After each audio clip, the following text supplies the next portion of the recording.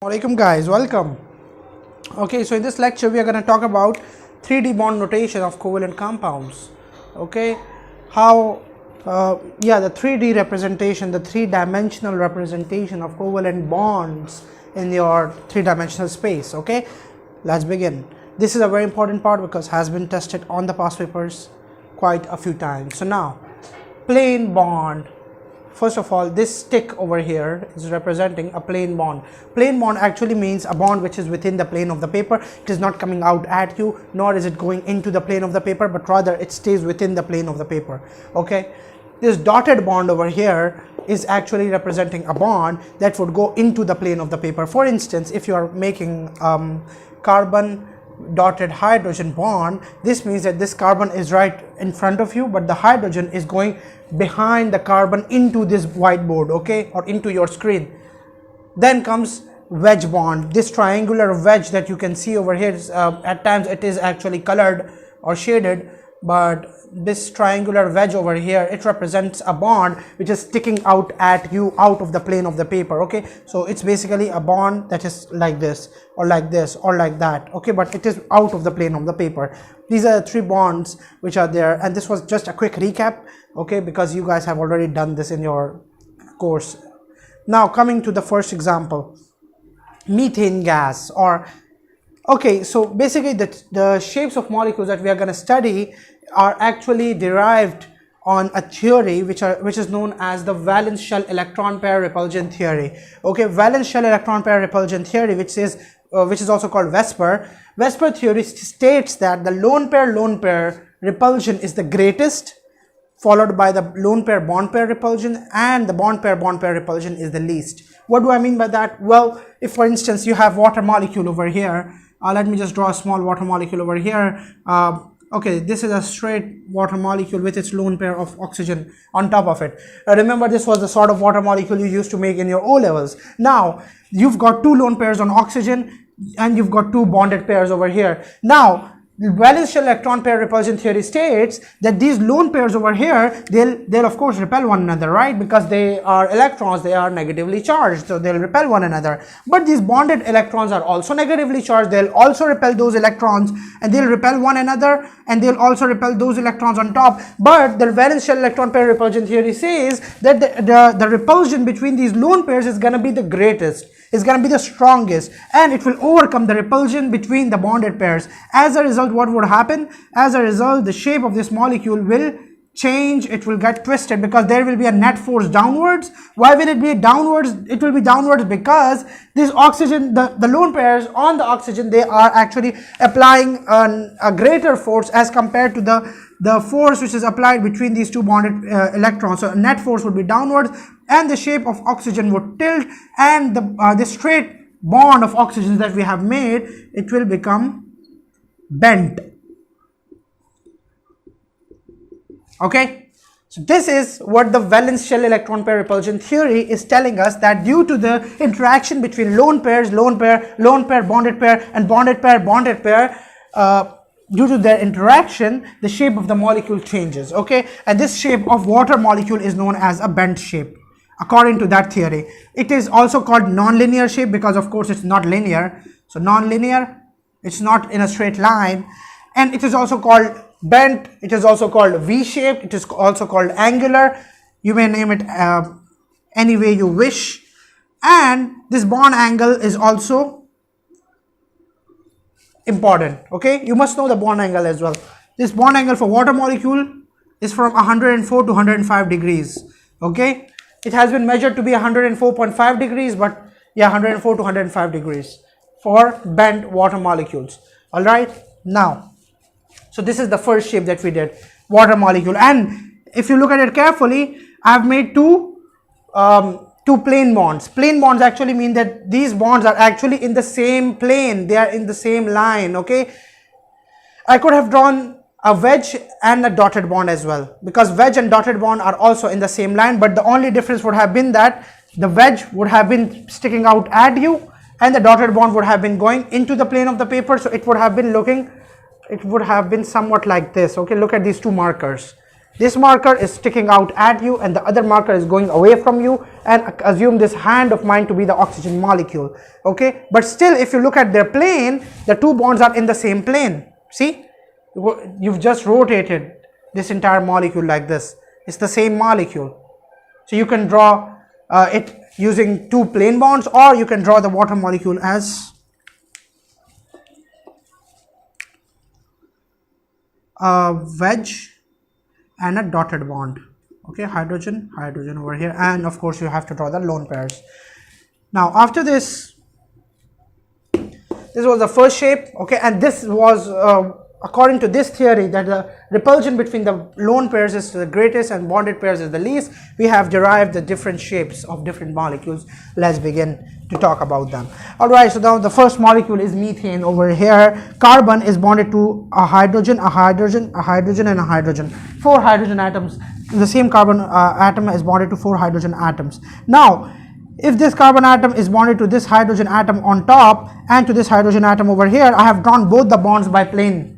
I have shown both the bonds to be plane bonds. This means that both of those two bonds are in the same plane, right? They are within the plane of this board or within the plane of your paper. And this bond over here is a dotted bond. Dotted bond means that this bond is going into the plane of the paper, so it's going away from you into the plane. It's going behind the board into the, it's basically passing through the board. And this wedge is actually sticking out at you outside the board, because we have to think of it to be in 3 dimensions. Okay, so the wedge is sticking out at you, the dotted bond is going into the plane, and these two are within the board, within the whiteboard, as you can see all the other stuff within the plane of the whiteboard. So this is how methane molecule looks like. So any molecule which has 4 bonded pairs, only 4 bonded pairs, no lone pairs on the central atom, that molecule will have a shape called tetrahedral structure. Why tetrahedral?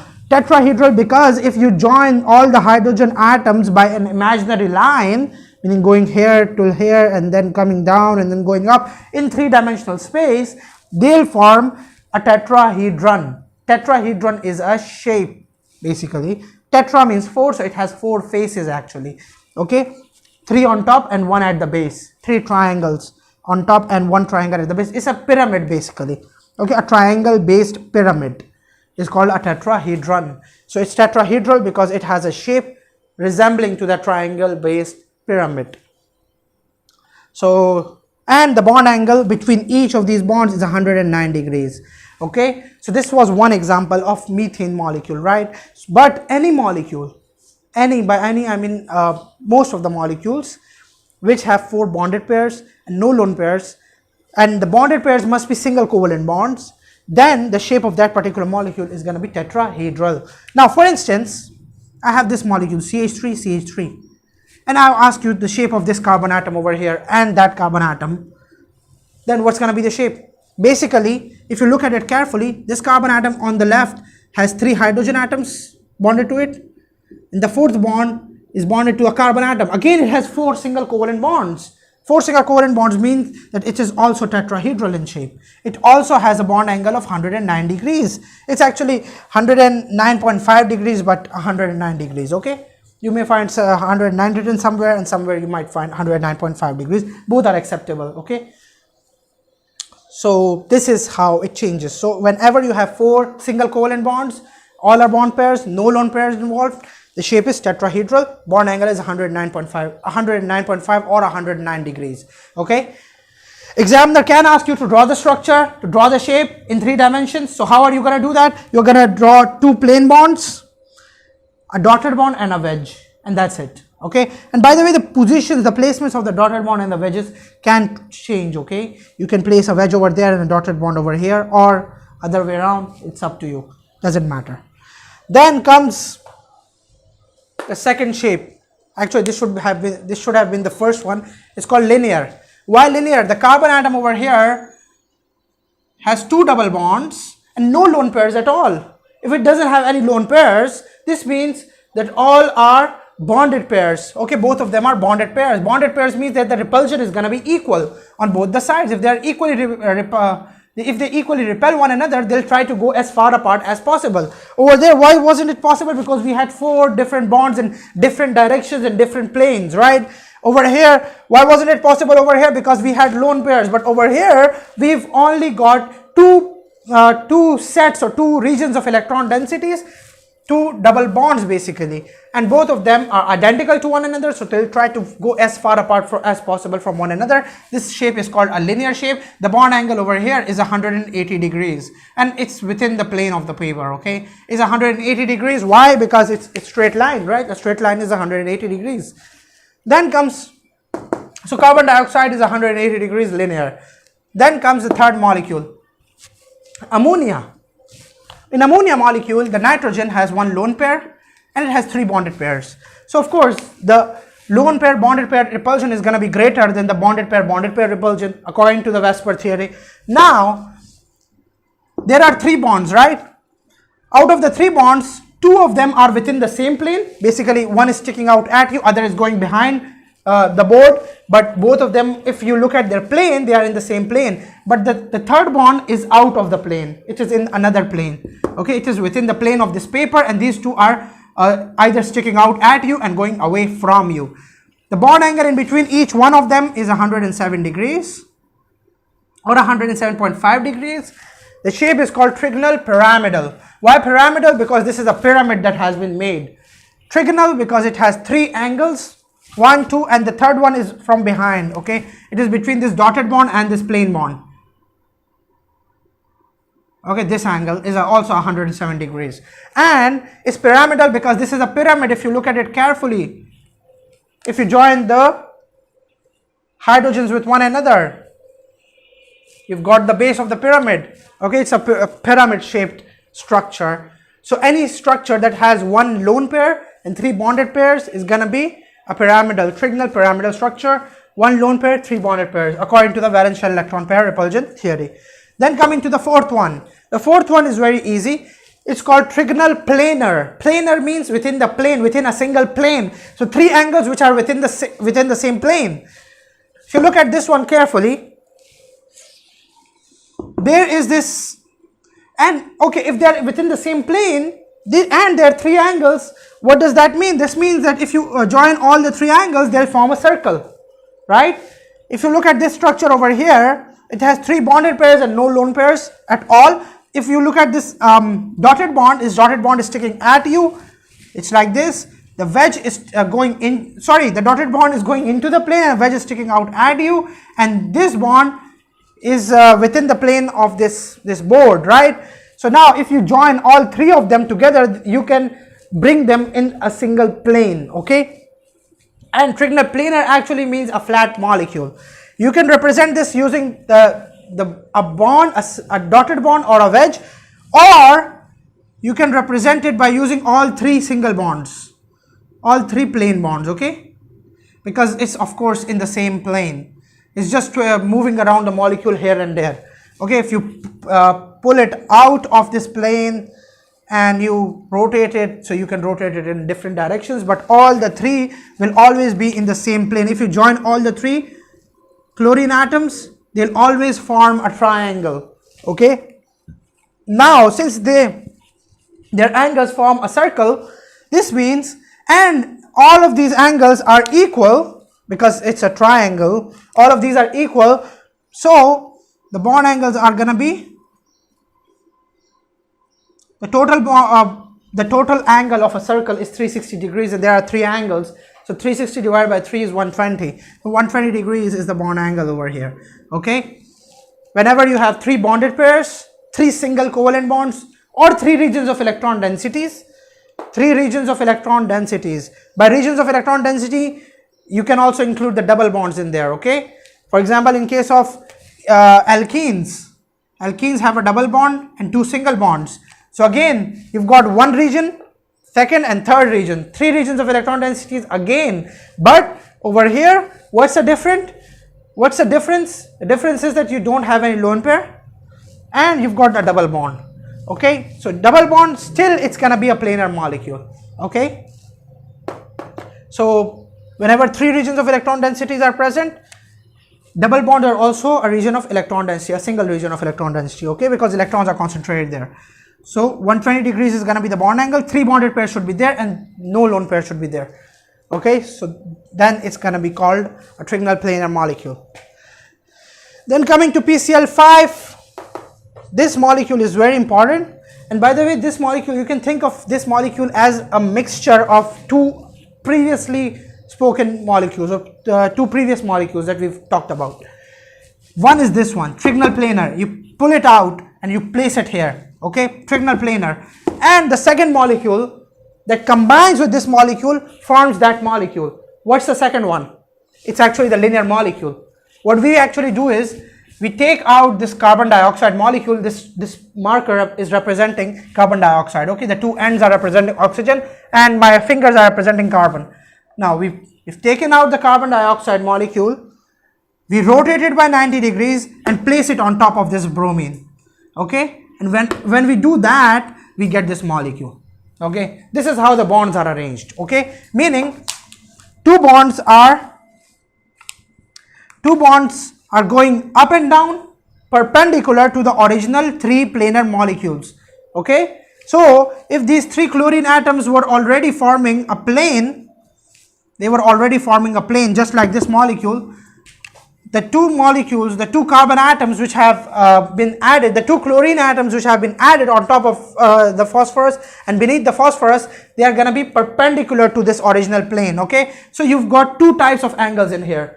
This angle between the chlorine on top and the chlorine on at the bottom, in between this bond and this chlorine atom over here, the third chlorine atom is going to be 90 degrees, and the angle between the original three chlorine atoms which were in this plane is going to be 120 degrees. Clear? Why is this 90 degrees? Because it's perpendicular to the plane in which the other three chlorine atoms are already present, okay. Or simple, just if you have 5 different bonded pairs and no lone pairs, then of course it's going to be this structure. This structure is called trigonal bipyramidal. Trigonal bipyramidal. Why pyramidal? Because it's called trigonal because again it will have three angles, and the three angles are in here in the plane, within the plane, these three angles.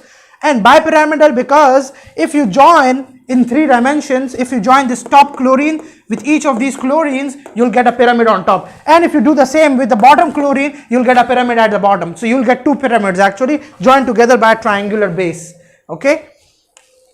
So whenever you have 5 bond pairs, you've got 2 angles, 120 and 90 degrees. Then coming to the last one, SF6. SF6 is a typical example of this last molecule. In this molecule, instead of having a triangular base, we've got a square base. Instead of having a triangular base, we have a square base, and the remaining structure stays the same. Meaning you've got a fluorine on top and at the bottom, just like these 2 chlorines, right? And you've got the 4 fluorine atoms, meaning 2 dotted bonds, 2 wedges. If you join the 4 fluorine atoms together, you'll get a square shaped molecule, a square. And if you join each of these fluorine atoms with the fluorine on top, you'll get a pyramid, a square base pyramid on top. And if you join the 4 fluorine atoms with the fluorine at the bottom, you'll again get a square base pyramid at the bottom. So this structure is called octahedral. Why octahedral? Because it has 8 faces. Why 8 faces? Because a square shaped pyramid on top means 4 faces. A square shaped pyramid at the bottom again means 4 faces. So 4 plus 4 is 8. Okay, so octahedral. And all angles, by all I mean all angles in here are 90 degrees. Okay, there's just one single angle in here, that is 90 degrees. This molecule over here has 2 types of angles, 90 and 120 degrees. Trigonal bipyramidal has 2 angles. And the rest of them have single angles. So only this molecule has 2 different types of angles. So now, guys, a short trick of learning all of this stuff. What you guys should do is, you guys should just learn the molecule of a tetrahedral compound. Okay, tetrahedral means it has 4 bonds, 4 single covalent bonds, or 4 regions of electron densities. Now, and the bond angle is 109 degrees. Now, if any one of these 4 bonds is replaced by a lone pair, for every lone pair you subtract 2 degrees from its angle. Okay, now this is 109 degrees, right? If I remove a hydrogen from the top and replace it by a lone pair, what will the shape become? Won't it become ammonia? Meaning the shape of ammonia, it will become a pyramidal structure, right? Now, since it changed from tetrahedral to pyramidal, I'm going to subtract 2 from 109 because we've added 2 lone pairs over here now. So 109 minus 2 becomes 107 degrees, right? Now from here, if I replace another bond and make it 2 lone pairs and 2 bonded pairs, I have to remove another 2 degrees from the 107. And as soon as I do that, I get a shape of water molecule. 2 lone pairs, 2 bonded pairs, 105 degrees, right?